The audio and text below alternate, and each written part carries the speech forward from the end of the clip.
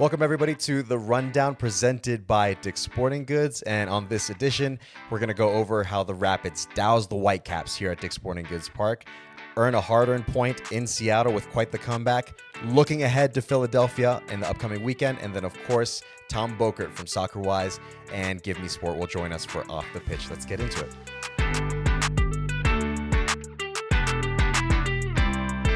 Welcome, everybody, to another edition of the Colorado Rapids podcast, and this week's edition of The Rundown presented by Dick's Sporting Goods. I'm your host, Mike Ravolo, alongside my good friend and resident Rapids legend, Drew Moore. Drewby, how we doing? How we doing after what's been a pretty busy stretch? Oh, it has been. I'm doing great. I think it's been a good week for the Rapids. A crazy match last night in Seattle at the time of recording. Yep. You were there, so if Mike steps away for a cup of coffee at some point during the podcast, it's because he's running on just a couple hours of sleep here, which props to you. But no, I'm doing great, and we got a packed podcast here. We got a lot to talk about. Packed schedule for the Rapids and packed schedule or podcast for us here. So, but I always love a little pit stop. Well, not a little in this case because we got quite a bit going on in this episode. But Seattle. We're gonna get to it in just a bit. But Seattle was quite the game. Yeah. Quite the experience. It was great to see. Like I said, we'll get into it a little bit, actually, in a little more detail. I'll leave it at that. Getting back late yesterday, or technically today, was not ideal. I saw the sunrise. And then went to bed. I saw the sunrise as well. We looked at the same sunrise. So yeah, I'm currently on fumes right now, but good vibes after last night. Good. I think there should be. Yes. There's again, we're going to get into it. I thought there was a lot of good things to take away from the match. Yes. Yeah. Maybe a little mixed feelings. We'll get into that a little bit. Actually, right now, we can cue up the highlights and get straight into it. Before we even do that, because my goodness, this is what happens when you run on 3 hours of sleep. First. You forget that you had Vancouver on the weekend. So, Drew, looking at these highlights here between what was the Rapids in Vancouver last Saturday, as we mentioned, after the Seattle match. So this is Calvin Harris open the scoring for the Rapids. And what a first half this was for the Rapids. And Calvin continues that hot streak. And I love, Ted Ku DiPietro here, the vision and ability to find Georgi Mihailovic, who he's going to make the right decision. And Calvin, the little bouncer, just bounces it up over Takaoka. And what a great start. We love early goals. And the Rapids were on the front foot from the start in this match and were rewarded with an early goal. Calvin has been in good form, continuing that good form with that goal. And then someone else who's picking up form, Drew, Rafa Navajo. This is such a Hoffa goal, right? Like, and Georgi Mihailovic was with his second assist on the night, and he wouldn't be done. But just a goal poacher's goal, exactly what you want to see from your number 9, just hungry to get anything he can to direct it on goal and through Takaoka's legs. Drew, the Rapids weren't done, man. This is Ted Ku DiPietro making a play here, and eventually goes on to earn the PK. As you see, if you guys are watching here on YouTube on the highlights, you can see Ted is just clipped right at the edge of the box there. Earns a PK, and who else steps up to take it? Yeah, it's Hoffa, and you just wonder. Takaoka probably saw his pin the week before they scored against Kansas City, and it's hard to take 2 pins in the same week, and Takaoka didn't he didn't show his cards early there. Yeah, just unfortunate there for Hoffa. So as a number 9, of course, he's going to be aching to try to make up for that at some point, but someone else will start getting into the score sheet. It's been a minute since we've seen him. Is Andreas Maxu. Set pieces, they always make a big difference, and Maxu, big, strong, just gets a glance on this one. Takaoka unable to keep it out, and that was early in the second half, right? And it kind of put the game to bed, although Vancouver did continue to fight, as you would expect from a team right near the top of the Western Conference and the way Vancouver's been this season, but it was all the Rapids needed. Yeah, and We've talked about this Vancouver side, right, that we've given so much praise about, and it was a very well-earned win from the Rapids here at home at Dick's Sporting Goods Park against a very good Vancouver side. Like I said, we've been singing their praises all season when we do our Around MLS segment, rightfully so because of what they'd been doing. But having said that, the Rapids put in one heck of a performance against the Vancouver Whitecaps to get that 3-0 win. Looking at some of the match stats real quick here, Drew. So with the shots that the Rapids had 16 versus Vancouver's 12. Shots on goal, 7 for the Rapids, 2 for Vancouver. 7 corners for the Rapids on the night. One of them they scored on with Andreas Maxu. 10 for the Whitecaps. Possession, 43% for the Rapids, 57% for Vancouver. So we're not going to dwell on this match too much, Drew, but I wanted to get your thoughts and what you made of that match. It feels like a while, ages ago at this point because of how busy it's been. It does feel a while ago, but it was, for me, the first 45 minutes of the Vancouver match was about as good as we've seen the Rapids over the course of 45 minutes this season. I thought the biggest difference was the midfield. I thought Cole Bassett stepping in with Connor Ronan as kind of the deeper lying midfielders underneath Georgi Mihailovic. I thought for the first 45 minutes, those three dominated that match, and it freed up Calvin Harris, Rafa Navarro, and Ted Kudipietro to go do what they do in attack. The midfield was controlled by the Rapids against a very good Vancouver midfield, which features Berhalter and Vite. I know Kubas was not there. He's missed a little bit of time, but Ralph Priso, former Rapid steps in. Those three have been really good and dynamic in the midfield together, but it was all Rapids in the first 45 minutes. Had to suffer a little bit in the second half. Didn't quite keep that same level. Didn't quite keep Vancouver pinned in like I think we would have liked to have seen, but you can't complain with the 3-0 home victory against a very good Vancouver side. Yeah, this is a match that saw Zach Steffen return after dealing with the injury that he had, which was nice to see that it wasn't as long as maybe some folks had feared initially. So it was nice to see him back. But having said that, what a job from Nico to be able to step in in the way that he did and the amount of games that he did when Adam wasn't available, when Zach wasn't available. I think it's just worth mentioning that. And I know some of the guys did mention that as well. Some of the other players, his teammates did mention that, saying Nico stepped in tremendously when Zach or Adam wasn't available. Like, as you said, there was a list of guys who had excellent performances on the night. Calvin Harris, who continues his really good form, gets a goal. Georgie being Georgie. Rafa, even though he doesn't score, he's still so valuable even off the ball and everything he does off the ball, whether he creates opportunities for himself to score or for others, but everything he does off the ball is tremendous. I've raved about it multiple times. Yeah. Cole looks like Cole. He did. He looks like Cole right now, and he's finding himself, I think, a little bit now after dealing with injuries and maybe things not clicking in certain moments. That balance between him and Connor Ronan feels really good. Another midfield partnership that of many that you could create with the four that I think of right now, and that's not without even thinking of a couple other guys that I'm not even thinking of at the moment. Yeah, you look at Connor Ronan, Josh Atencio, Oliver Larraz, Cole Bassett, Wayne Frederick. I mean, there's a list of guys in that midfield. There's some hard decisions to make in there right now. I don't envy the coaching staff, of course, in having to make that decision, because there's excellent midfielders that we have here at the Rapids. Kind of pair them any way way you'd like, and more often than not, you're going to get some pretty good results out of that. So all around, it was an excellent performance from the Rapids, earning all 3 points against a good Vancouver Whitecaps side that has national team guys, other guys that are featuring with the U.S., Canada, other national teams, guys who are playing at a high clip at the moment, have been throughout this season. So huge props to the Rapids for getting those 3 points, because it was very well deserved, and of course here at home is always nice as well. Yeah, of course. So we're gonna move on. But now we can get into Seattle. I got you a little eager, we both did. Yeah, it wasn't that long ago, was it? Little too eager. So moving on from that win here at Dick's Sporting Goods Park against the Whitecaps, that the Rapids, quick turn, midweek match on Wednesday night, last night, as from time of recording here Thursday morning. They were in Lumen Field against Seattle Sounders, kind of walk into the Lions then, because this is a very tough place to play. Yeah, it is. For the Rapids, for anybody, quite frankly. Seattle is very, very good at home. So look, going through it right now, Drew, in terms of like the highlights, let's see what we got from this match. If of course you're watching on YouTube, you guys can tune in. If you're listening, we'll try to walk you through it as we go through here. Seattle here gets things going to start off the match in the first half, and it's just unlucky, Drew. Seattle started the game pretty well, and we talk about the Rapids wanting to force coincidences sometimes. Seattle forced a coincidence here. It's unlucky for the Rapids because it's a big deflection, but an early goal for Seattle. Yeah, Seattle just putting themselves in good positions, which is how that goal comes about, and then Zach with a tremendous moment here to make the save. Yeah, Zach being Zach, he's capable of the extraordinary at times, and this kept the game at 1-0. Still pretty early in the match. And then later on, Drew, this is where Seattle. This is just, I think, a very intelligent move from Albert Rusnak. I think, for what it is, he's very aware of what's going on. He gets the second goal for Seattle. Well, let's just keep it on Rusnak. He was the one that we highlighted right during the week before this match as my player to watch. And here's two examples why. The first goal is very high level. It's a little bit unfortunate because Zach's trying to do the right thing. Seattle win the first ball, and then his ability to finish that off is class, and then he scores the second. And it seemed like we were in a hole too deep to dig ourselves out of, but it wasn't, was it, Mike?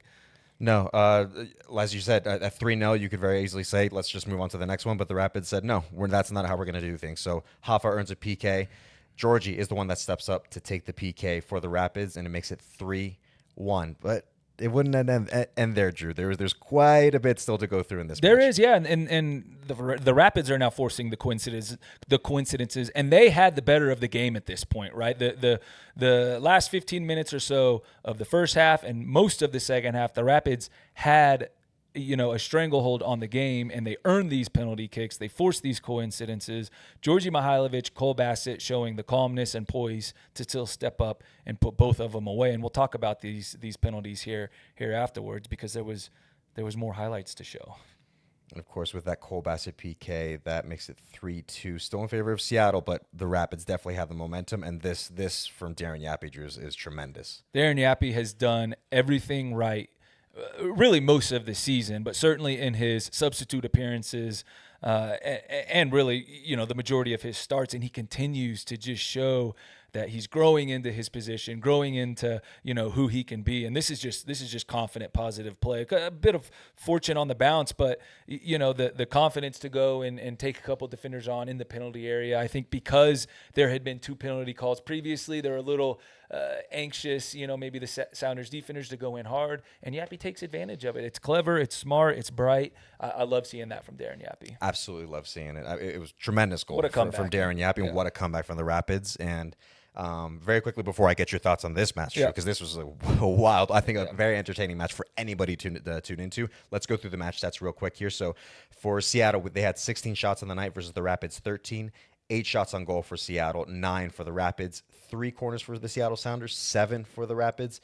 55% of the possession for the Sounders, and then 45% for the Rapids. As we said, Drew, this match was wild, but let me just get your thoughts right off the bat, and we'll go from there. I honestly, I thought the Rapids went into Seattle, a very difficult place to play, and not only went toe-to-toe with them, but probably were the better side and the side more deserving of all 3 points. And listen, Seattle might, their group might argue it the other way. Fine, no problem. It was a fun, entertaining match to watch, but I thought the way we attacked was, again, it just kind of carried on what we've been doing in attack, other than maybe the LAFC match where we go down a man early. You go to New England, you score 3 goals. You score 3 against Vancouver. We scored 2 against LA Galaxy a couple weeks ago now.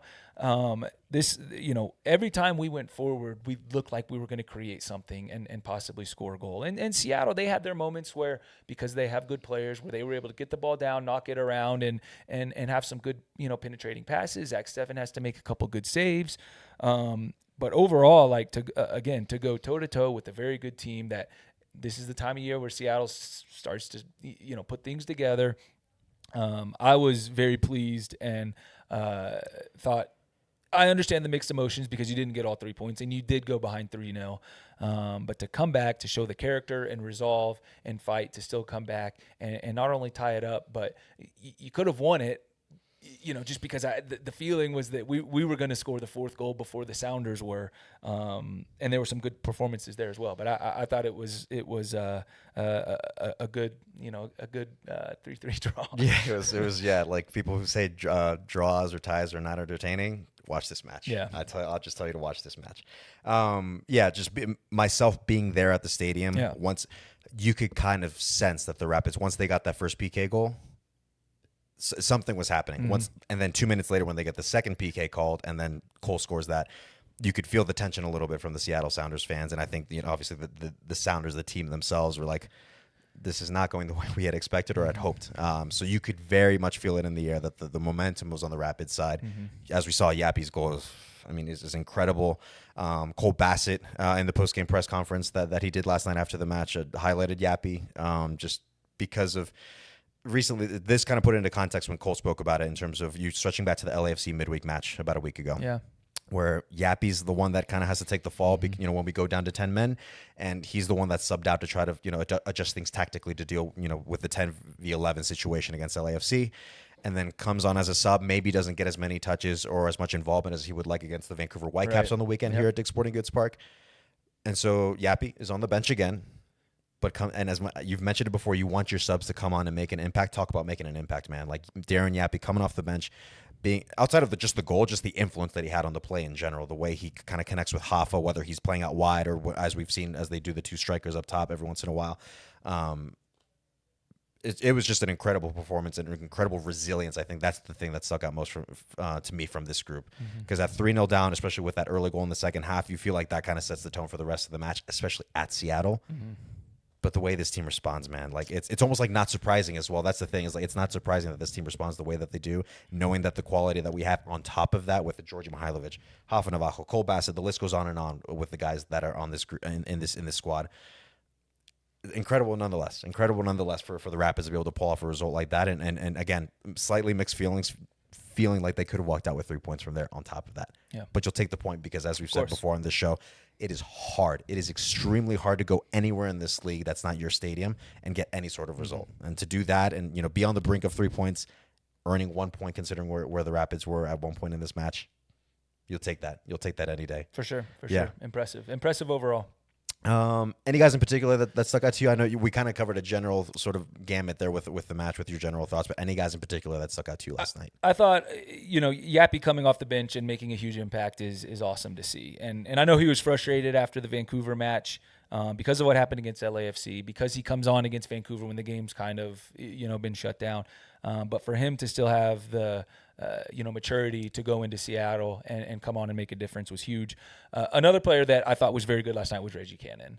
And maybe it flies under the radar a little bit, but his 1v1 defending is about as good as any outside back that's in this league. He shuts teams down on that left side. And he gets forward. I think his ability to get forward and provide service and support on the right wing is a little bit underrated as well, right? And so I just think I thought Reggie Cannon put together a very complete match last night. I know we've already highlighted a bunch of other guys, but I did want to give a special shout out to Reggie. I thought he was very good last night. Yeah, someone who prides himself on being like a proper defender. Like defending isn't. I mean, kind of strange to say when you're talking about a defender, but that's something he definitely prides himself on. And it showed last night, especially against someone like Paul Rothrock, who is a menace on that left-hand side for the Seattle Sounders. So huge props to Reggie for that performance that he put in, which contributed to what was an incredible performance overall from the group at a tough place to play that is Lumen Field at the Seattle Sounders. You've been there. Yeah, you've been there. It's a fun place to play, but it's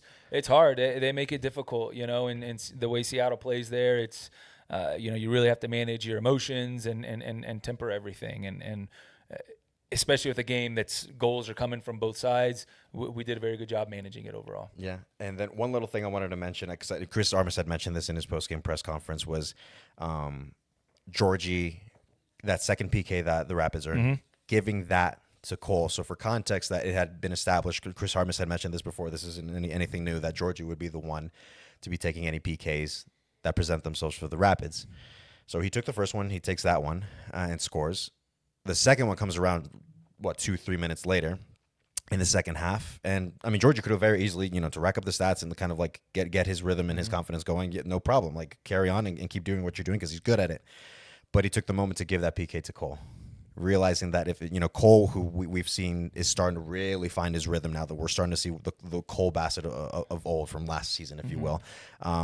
When he's going. And I think with Cole, it seemed like, as Cole had mentioned at his post-game press conference last night, where I think the moment he finds the back of the net at any point of the season, it feels like the floodgates will open, and that'll really get him going, which I feel like actually might be the case from here, going from here on out for the rest of the season, Drew. But I think that was kind of a small moment, maybe not everybody noticed, but something that Chris Armas had mentioned in his presser, something I noticed as well. I was like, okay, like this is a really, really big moment for Cole to score that as well. It was a lot of things kind of going on in that one little moment that kind of helped lead to this result that the Rapids get on the road against Seattle. Yeah, I think Cole seems like he's rounding into form, and that's a really, really good sign because he's battled some little injuries here and there, so he's been in and out a little bit. But anytime an attacking player that wants to score goals, Cole has sat on this podcast before and said, I want to score more goals. For him to see the ball hit the back of the net is huge, and for Georgie to have, again, the leadership and kind of selflessness to allow Cole to step up and take that is massive. And you want your attacking players, you want players to want to take penalties, regardless of whether they've missed in the past recently or not. You want Hoffa to grab the ball. You want Georgie to grab the ball. You want Cole to grab the ball. You want these guys to take penalties. And so I think Georgie to score his and then Cole to score his was huge and could be big going forward here. Yeah, I agree. That was a heck of a game. I'm still trying to get past it. I bet Considering I was literally just out, maybe literally hours ago in Seattle. Yep. After making our way back from there. But again, Drew, for me, like the resilience is the big thing that stuck out to me.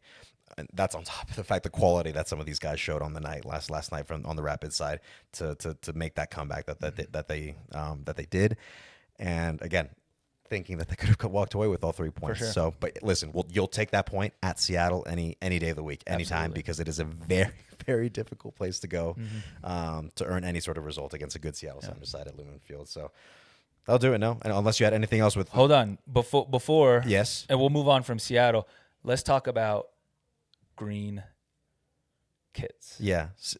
Oh man, dude, there are some new slick kits out there right now. Yeah. But the Rapids is. Green's my favorite color, first of all. Yeah, I was thrilled to see what the club did here with the green kit, with the original green kit that we released just yesterday. So today's Thursday morning after the day after the Seattle match. So it was Wednesday. Yesterday that we had the pop-up event, the shop where you could buy the jersey, buy some of the other merch that we did along in the release alongside with the jersey as well. And then we had the watch party at DNVR with our friends out there at DNVR for the match. Obviously, kind of difficult start to the second half of the match, but then one hell of a match that people got to tune into if they stuck around. Another opportunity to buy some of the merch as well. Hopefully they got it. I mean, again, it's not like this is the be all end all yesterday in terms of getting these kits. You can definitely still get them, be it wherever, Altitude Authentics, MLS store, wherever you need to go to get your kit, you do it. It's here in the team store at Dick's Sporting Goods Park. So thankfully, Emilio helped me out because I was not here for everything that was going on yesterday since I was in Seattle. So Emilio, our comms manager, shout out to Emilio, was able to help me get a kit from the get-go because I was like, I cannot miss out on the opportunity to get this. That is for sure. Yeah. But no, I love it, man. Between the retro, the retro Rapids like front and center on the kit, another retro Rapids crest that we have there like over the heart. The jock tag is cool. I think that's like, it feels like I was actually. Jordan Rothrock was on DNVR. He was on their show yesterday during the watch party.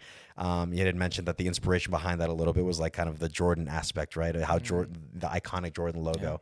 Yeah. And Cello's bicycle kick from 1998, if I'm recalling correctly, is like that's like a Jordan moment for the Rapids, if you will, right? It's iconic. And so to have that on the jock tag on the kind of lower bottom left of the kit was little thing, but man, it makes a hell of a difference to kind of like round out the kit. So I'm thrilled about the kit, man. Like I'm super excited. I can't wait to wear it myself. I'm super thrilled about it. But you were looking good in the photo shoot and everything. Thank you. Like, I appreciate it. They did a good job to make you look. Yeah, good. Editing, post, they did. They made me look young and handsome, because that's not what I look like in real life. I don't even know where we're going with this. But no, I think green's my favorite color. The kit is awesome, the retro look, but it's clean still. It's and I think the video where Cello is the one that's selling the jersey to the customer. It's I'm excited about it, and we'll get to wear it a couple times on the field, both home and on the road. They did an amazing job with it. Yeah, man. So that's shout out to Jordan Rothrock here on the creative side of things here at the club to kind of spearhead that, him and his group, everyone that was involved in that process. The kid's just dope, dude. Like, I don't know what more else to say other than it's just really dope. Thankfully, I got mine because I was, I didn't want to like let that opportunity pass by. So I got mine. Y'all got to make sure you get yours because there's a pair of Gazelle shoes, which are really dope as well, which has one of the retro Rapids crest on the heel as well. Like neat little touch, but it makes all the difference. That and so much more merch attached to just the fact that, we're celebrating 30 years of MLS and 30 years of the Rapids existence in this league. So don't miss out, y'all. Like it's make sure you get that merch because it's probably going to go fairly quickly with, I would think with how dope it's been. I'll take it all. And actually, there was one little thing with that. Actually, we had posted this just recently on social with like we are the only club in the league that has a different crest on each of our kits. So with the One Flag kit, the burgundy kit, we have our normal Rapids crest. Yep. the Headwaters kit. We have the big C with like the green, which is really dope as well. Mm-hmm. If you haven't gotten your Headwaters kit, what are you doing? And then, as we mentioned, with the third kit, one of the retro Rapids crests on there. That's over sweet. The heart, on top of the one front and center on the kit. That's hard to miss. So that was actually really a little cool anecdote that I didn't realize. Hat trick of logos there. Yes, hey, that's spot on. Well, as if you scored hat tricks in your career. Zero. Hey, you won 2 MLS Cups though. I think that's fair enough. Oh, thank you. So no, yeah. Make sure you guys get your kits because they're dope. Like the original third kit, the green kit is incredibly dope. Make sure you grab yours because of course they're probably gonna fly off the shelves with everybody that's gonna want to grab them. And then before moving on, just very quickly with the Rapids app, as we always mention, right? And, so you can stay up to date with some of these things that are happening. You can see all the video, all the content, all the stuff that's going on around the release of the third kit. See you in the photos and see you rocking the third kit. We're trying to see sell stuff them like on that. This, okay? So to be able to get updates like that, make sure you can download for free the Rapids app so you're in tune with kit releases like the third kit, with any scores, updates, anything that has to do with the Rapids. You're always in tune. You're always in the know with anything to do with the Rapids. So make sure you not only buy your third kit, but you download the Rapids app for free today. All right, guys, we are going off the pitch with a repeat guest in Tom Bogert of Soccer Wise and Give Me Sport. Tom, it's so good to have you, man. Albeit virtually this time, but it is great to have you back on the show nonetheless. How you been doing, man? I've been doing great. I mean, I miss Denver. It's a beautiful area, great city, everything else. So this is a bit less fun to be kind of the other side of a computer, but man, you can't beat New Jersey in the summer, so can't complain too much. Listen, we'll get you out here to Denver at some point again, and maybe we have another appearance here on the podcast with you this time around in person, because it was very fun the last time when we got you here. But fun to have you back on the show nonetheless, Tom. To start off, I wanted to do a little Pids talk the Rapids a little bit. What are your thoughts so far on the Rapids, their 2025 season? And to follow up on that, what are some areas of need that you see for this Rapids side to maybe make a bit of a push, have a little more momentum going into the second half of 2025? My view of this team, it was typified pretty well in the game on Wednesday night. They go down 3-0. It ends up being a crazy game, 3-3 draw. You had a lot of ups, a lot of downs, and then at the end, it's just like, oh, pretty good, right? So that's where the Rapids have been for me from the national perspective. There have been some weeks where they've looked really, really good, and then some, really disappointing or surprising losses and bad performances, which isn't abnormal for a long season. But Colorado, like, they're not necessarily totally dead to pick up a home playoff game, but really hard to do given the games at hand that LAFC have. And that's kind of what I thought the upside might be for this team. But if they end up landing in that 5, 6, 7 range, I think that's a really strong season. They have a little bit of work to do, again, because given that they have had more games played than the other teams, but it's been a little up and down, but this is still a good team, and hopefully there's upside to see where it goes. And this summer, the top of the needs is center back. I know that's been pretty public. The club's pursuit of a center back, starting with a couple bids, even had an offer accepted that a player didn't end up joining. That happens in the transfer market, but that's the biggest area of need, I'd say, given with the potential outgoings. And then if there's room for a little bit of an attacking boost, it would be welcomed, but I don't think I'd call that a want, not a need for me. Tom, thanks so much for joining us again. I'll echo Mike's sentiments. We're really happy to see you back here, especially with the mustache. It looks amazing. Let's talk about just kind of around MLS in general in terms of transactions, because I feel like things are about to start kicking off. Patrick Agyemang might have been kind of the start of what's always a busy summer. We were talking about, before the cameras went live here, how, we get through March, April, May, and then it just seems like June, July, August, September just fly by. How busy do you anticipate the transactions to be around MLS this summer? Yeah, so it's going to be busy, like you said, just with 30 teams, right? Like there's always something to do. But in terms of there have been other years where it's like, oh, there are these 4 or 5 big name players that I'm firmly expecting to leave. Agyemang was the biggest of those players, and as you said, he's off to Derby County. They got that deal done early, which is great for the player. I'm looking forward to seeing him in England. There will be a bunch. I'm looking more at incomings and outgoings, because some of the obvious outgoings that I think will happen in a year, but not now, include Jack McGlynn, Diego Luna, Alex Freeman. These are 3 guys in the U.S. national team, 3 rising talented players, and all 3 of them are in really great situations. So it's a risk if you leave a year before the World Cup when, like, let's talk particularly about McGlynn and Luna. They are playing in teams where their strengths are highlighted. It's for Houston, it's a possession-based team. Jack McGlynn fits perfectly in that.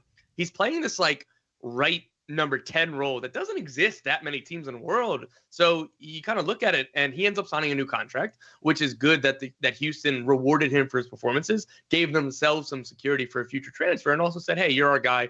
Don't worry about it. Keep focused here and making the World Cup team. Diego Luna, same thing. The team is built around Diego Luna, and he's earned that because he's awesome. There is no guarantee to have the same playing time or importance anywhere else in the world, and particularly even if it's promised to you, things can go wrong. Things can go sideways. So I think for those players in general, it'd be a risk to leave. And like, hey, if like the perfect opportunity comes, then you discuss it. But like, if this wasn't a year before a World Cup, those guys might be leaving. So it's more about the incomings for me. LAFC have a couple of DP spots. Charlotte has a DP spot open. Columbus as well. I think there are a lot more incoming transfers to be on the more interesting side than, say, like a blockbuster outbound transfer now that Ajamang is gone. It's an interesting perspective because I feel like you always think, when it's time to go, I want to go, to a big team or this league or whatever. But you have to keep in mind, like a World Cup year can maybe change that. So that's obviously a very interesting perspective. I want to ask about you personally, Tom, because you've been doing the Soccer Wise podcast for about a year now with some of our friends of this pod and David Goss and Jordan Angeli. How's that venture been going for you? I know you're a busy man. That's got to be a lot of fun though. Yeah, exactly. And listen, like, this started from like Goss and I, like, he's one of my best friends, and we were talking, it was at GA Cup actually, where like, we had some texts and stuff.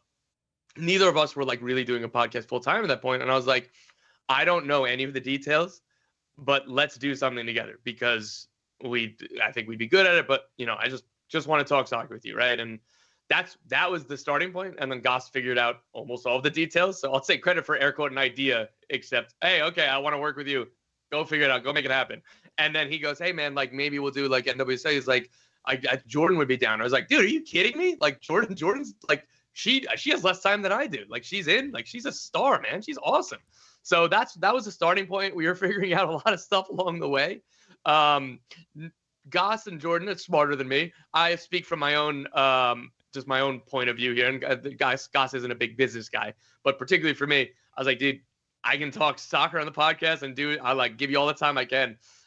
I can't do any of the serious professional adult stuff. Like, we're going to need people to do that, or you're going to have to learn to do that. I don't know. It's not going to be me. I'm just letting you know now.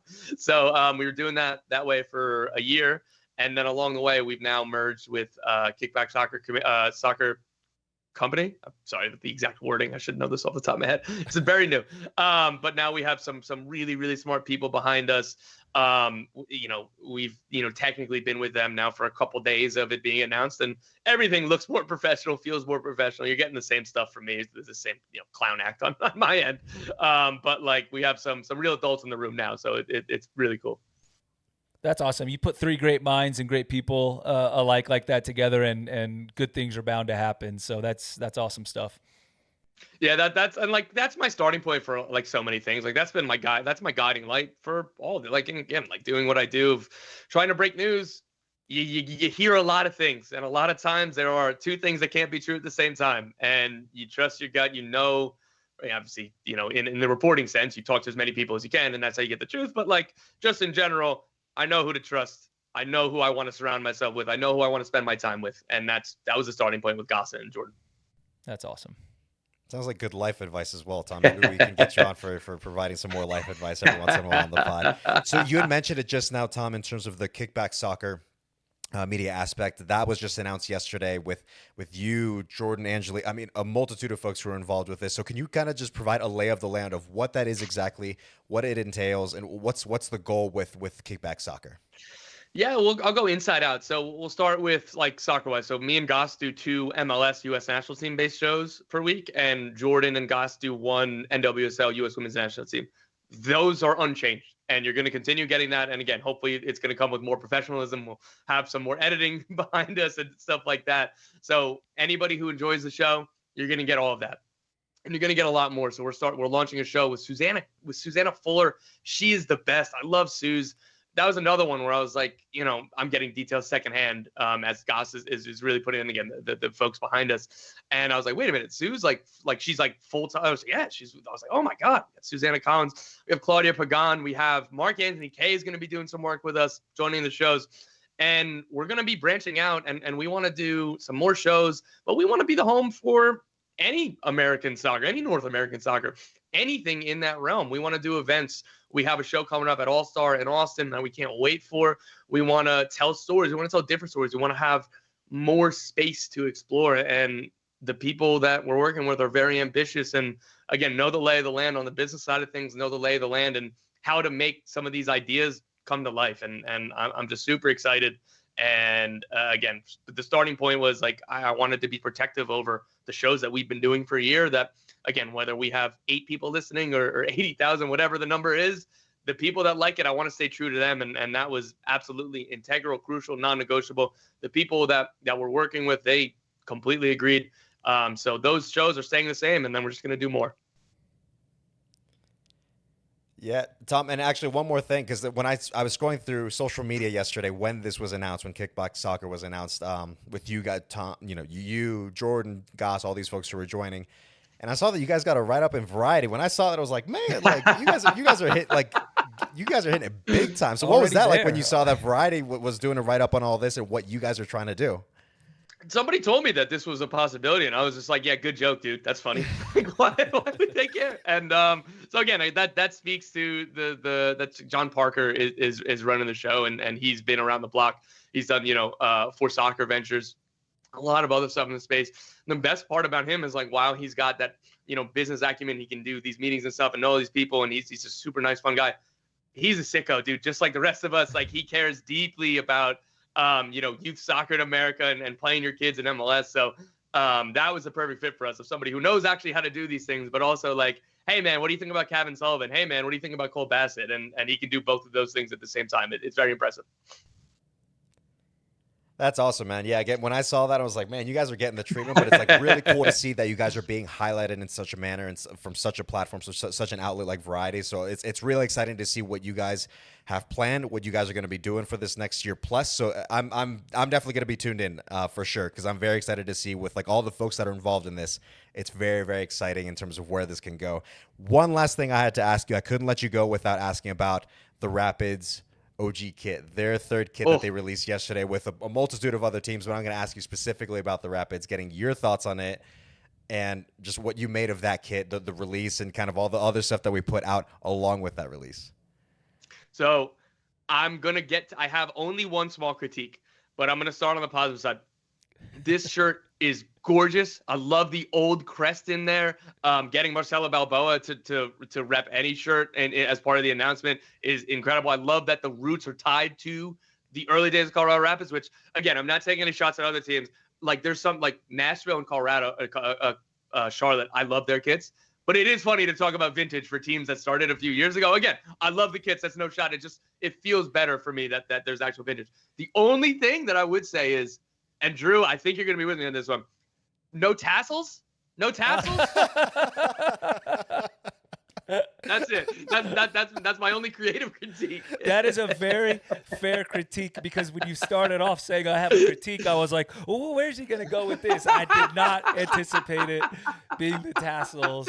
But you know what? I agree with you. Next time.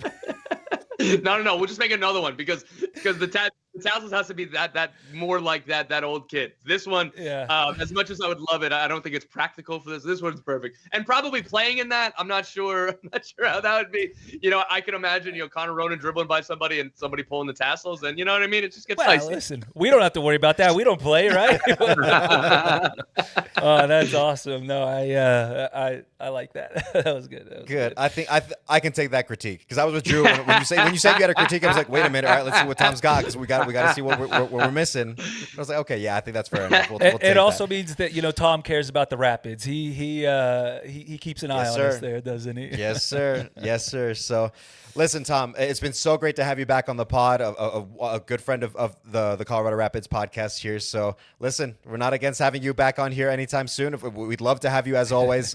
Maybe next time in person. It'd be nice to have you back here in Denver.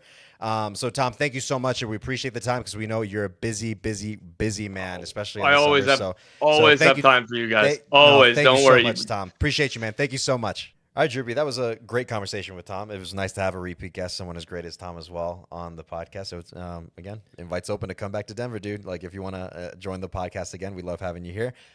We got to move on to business. And the business side of things, where the Rapids, after getting that very hard-earned, well-earned draw at Seattle, they got to go to Philly. And, I mean, speaking of the Lions, Den, this is, I mean, the way you put it, we were talking off camera before we filmed, basically the Hornets' nest as opposed to the Lions' Den. I mean, it's any way you want to describe it because of the way Philly has been playing this year. So that match between the Philadelphia Union and the Colorado Rapids is going to be happening Saturday, July 26th, 5:30 p.m. Mountain Time kickoff, since it's going to be out east, so a couple hours difference there from Mountain Time. At Subaru Park out in Philly, or in Chester specifically, more specifically. You can obviously catch the match on MLS Season Pass on Apple TV. Drew, this is a Philly side that last year was in a weird position under a coach with Jim Curtin at the time, who they found a tremendous amount of success under him. Tremendous amount of success. I think you could say he's the one that kind of really put Philadelphia on the map, Union on the map in this league with the way he managed that club. But then things just kind of didn't play out last year. Philly decides to move on from him, and they bring in Bradley Carnell, who is the former St. Louis City, the first ever St. Louis City SC head coach. That club had moved on from him, and this is where this opportunity presents itself for him to take charge of the Philadelphia Union. Not a lot of people were entirely sure maybe of what to expect, of what this sort of relationship would look like between Bradley Carnell and the Philadelphia Union. But, dude, it's worked out, I think, almost as perfectly as it possibly could if you're a Philadelphia Union fan, player, coach, whoever. It's as good as it could be right now. And this is considering the fact that they got rid of Daniel Gazdag, where they sent him to the Columbus Crew earlier this season in 2025. Ty Baribo, this is a guy who hadn't really been playing much ever since he got to Philly. Now he has, 14 goals on the season? He's scoring goals for fun almost. Goals. Yeah, man. He's a dangerous player. I don't know, but there's him, the Sullivan brothers, both Quinn and Cavan, obviously, who's the big name out in Philly for them, despite being as young as he is. Quinn, who's coming off his stint with the national team at the Gold Cup. That's just a few of the guys that we're listing, Drew. There's a multitude of guys on that Philadelphia Union roster that just cause all sorts of problems, make Philly as good as they are.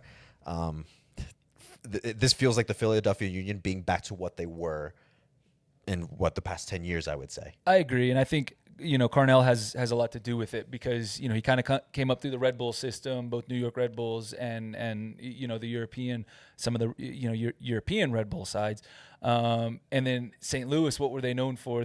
Especially their first season under Carnell, season and a half, whatever it was, just high energy, like direct, go, press high, play long, win knockdowns, just make it chaotic. And he's brought that to the Philadelphia Union, but I think he's got better players with them. And I think there's more nuances to the game. I think there's more combination play. They play through the middle a little bit more. And when you said, this is going to be like going into a hornet's nest. I feel like when I watch the Union play on TV, it's like when you get close to like a hornet's nest or a bee's nest, you can like hear the buzz. That's the sense I get. And so the Rapids need to be ready for an energetic team, a physical team that wants chaos, wants to win second balls, but also have these good players. Baribo obviously scoring goals. Mikel Ura is there, although he's been hurt. I'm not sure if he'll be back for this match. But Quinn Sullivan, Lukic and Damiani and Jean-Jacques, and these are players that we're not used to hearing these names when it comes to Philadelphia Union, but they are reminding me a little bit of the 2021, 2022 sides with Ura and Gazdag and Carranza and Bedoya, who is still there. Jack McGlynn, this is going to be a tough test for the Rapids on the road. Yeah, the last time the Rapids were out at Subaru Park, this was 3 years ago, I want to say.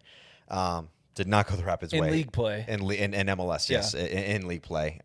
So it's No, I think I almost retired on the spot after dealing with those three that I just mentioned. I only played 45 minutes of that game. Yeah, but you could see there in person. It's one thing when you watch it on TV and when you watch it through MLS Season Pass. It's another thing when you're there and you see what this Philadelphia Union side is about, albeit slightly different personnel, because at the time it was Julian Carranza.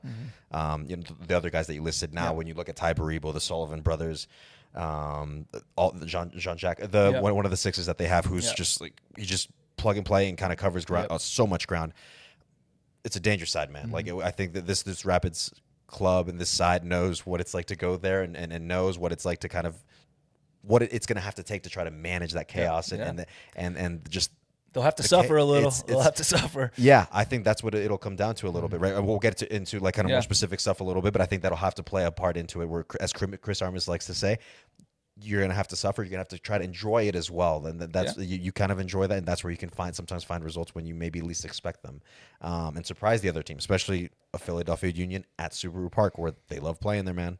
They love playing there. They love playing in front of their crowd. Their crowd gets on the other team. I know that for a fact. They definitely. So it is a difficult place to play between the environment and the players, like the team that you're up against there. So, for sure. Tall task for the Rapids as they go to Subaru Park. But they will be coming off a little bit of a break, so physically they'll have a little bit of time to rest, right, and heal up. And the Rapids should go in there with a lot of confidence with the way they've been playing the last couple of weeks as well. So I anticipate this being a pretty fun match. And just one little note, I meant to mention this during the tune-in info off the top here is. This will be the first time that the Rapids get to show off the OG green kit in a match. So, of course, it's gonna be nice. Until then, make sure y'all are buying your merch, your gazelles, the shoes, which are dope, the kit, obviously, all the other merch that comes with it, so that you guys are ready for that match next Saturday on July 26th. Yep. So, Drew, let's go into specific things we want to look at here going into this match. I'm going to ask you about the opponent's player to watch. Who on the Philadelphia Union is a guy that you think the Rapids are going to need to keep real tabs on? Well, he scored 14 goals this year, so it's Ty Baribo, and he just a goal poacher. He comes alive in the penalty area, and he's one of those players, and he's kind of a strong, stockier physical frame. He's not afraid to run over you, but he is one of those kind of number nines that. He'll kind of drift in and out of games. You won't notice him. And next thing you know, he's got 2 goals and it's lights out, And he's got some other, they're typically playing in kind of a 4-4-2. So the forward that usually will play with him is Ura, although he has been injured. Well, Bruno Damiani, the Uruguayan, has come in and stepped up, and he now has 4 goals on the season. And so really, it's kind of the combination of whoever the 2 forwards are. They're going to be a handful. And again, I said they reminded me of the Carranza and Gazdag days. Just they'll interchange positions. They combine off of each other. They'll come deep. They work very hard defensively. But Ty Baribo in the penalty area needs to be watched and needs to have a body on him or 2 bodies on him at all times because he is scoring goals right now. Yeah, I'm going to ask you to be a center back here in terms of how difficult is it to manage a 2-forward setup when you're trying to defend 2 forwards who are as active, as mobile, and as dangerous as 2 guys like Ty Baribo and anybody else that pairs with them. Oh, yeah, it's difficult. We got production laughing about something back there that's distracting me. They were thinking about you at Philadelphia the other day. We're retiring on the spot. It's so inconsiderate, man. The disrespect on a freaking club legend.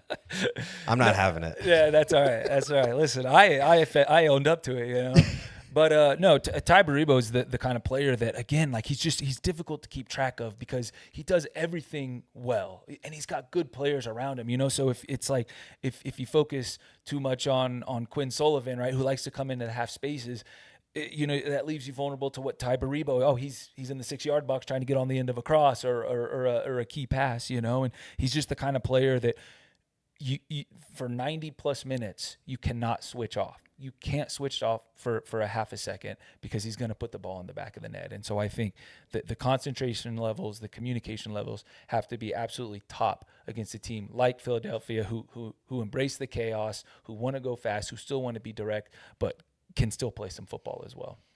And I'm going to use that point, that exactly what you just mentioned, Drew, in terms of who I think the Rapids player to watch is going to be for this match. So not necessarily one player. I think it's going to be the back line. Yeah. More particularly the center backs, and I'll throw the goalkeeper in there as well. this is going to be a game where there's going to be constant communication to make sure that you keep tabs on Ty Baribo so that he's not on your back shoulder making a run, and before you know it, he's getting in front of you as a center back and scoring a goal. Be it him, be it any other forwards, any other players, because they're so interchangeable, Philadelphia, or at least they have the ability to be interchangeable. Like, as you said, with Ty Baribo, doesn't do anything the entire match in terms of influencing the play, but then he walks out the game after 90 minutes with 2 goals. That's how good and that's how intelligent and how mobile these players are. That's nightmare number 9 stuff right there. Yeah, exactly. Yes, I mean, you're speaking. That's why I ask you. From a center back who's done this for so many years, that's where I want to pull from that experience and be like, listen, I think this is going to be something for the Rapids, at least not one player in particular, but I think this is going to be incumbent on the back line, specifically center backs and goalkeeper, whoever plays in goal for that match. Constant communication to always keep tabs on where Ty Baribo or any of the Philadelphia Union players are because of their movement, how interchangeable they can be at times, and just making sure that you're always keeping tabs on them so that you're not caught off guard. Because this Philadelphia Union, this side, we know that they're capable of doing that. So constant communication from the back line, particularly the center backs and the goalkeeper, I think is going to be super, super key for the Rapids to really limit those opportunities, let alone limit the goals that Philadelphia can score on them. Agreed 100%. Yeah. It's a tall task. So with that, now getting into a little more specifics with our keys to the match here like we typically do, what's going to be your key to the match for this Rapid side to get a result at Subaru Park? I think for me, and it's really been highlighted the last couple games, is that middle of the field for the Rapids.